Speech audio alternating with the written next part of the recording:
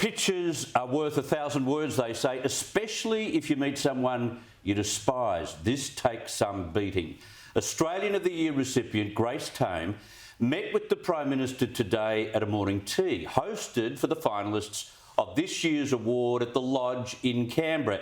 It was the most frosty reception you will ever see, as Tame refused to smile for the cameras, barely acknowledging the PM or his wife. Congratulations on the engagement. Thank you very much. How good is that? Hello. Down on one knee.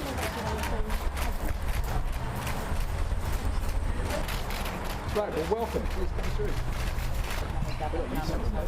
That's tremendous. Well, let's grab a photo. Enjoy. Here she is. Joining me now to discuss this and the other big political news today is Sky News political editor Andrew Clennell. Andrew, this has been a full-blown reaction to this today. It was almost cringeworthy to look at. I don't think Grace did herself too many favours. It just, to me, looked bratty and juvenile. Well, she had a few options, I guess, didn't she? She could have not gone to the function. She could have said something to Morrison in that exchange. She could have said, it's a pity you're not doing more for victims of sexual assault. Good to see you, but it's a pity. I think that's kind of a more courteous reaction, and you can still make a point. Instead, she completely brushed him. It looked kind of deliberate in a sense. She wanted to show the world she doesn't like Scott Morrison.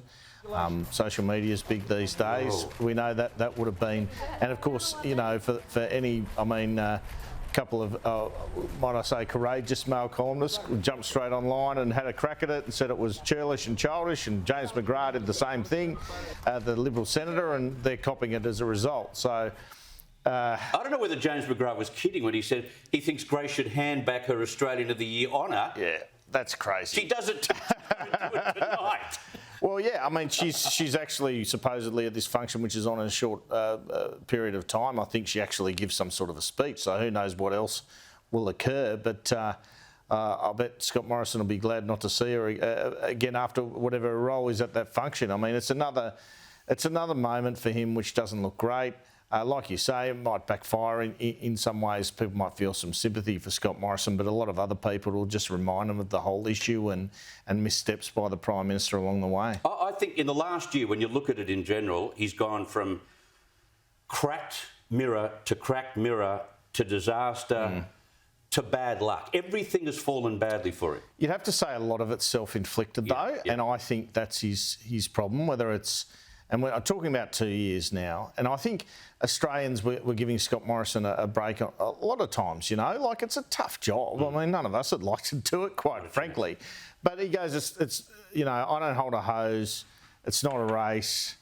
On the rats, the rapid antigen tests, even when he had a crack at me and made a few other mistakes on the women's issue, got up in Parliament saying, you know, in other countries those protesters get shot.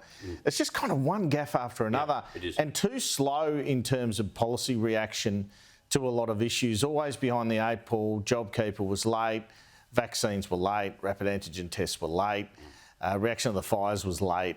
And now you've got the situation where small business needs some support out of these outbreaks, and he's leaving it to the states to do that. Yeah. Yeah, so it's just the same mistake every time, and you get marked down. Yeah.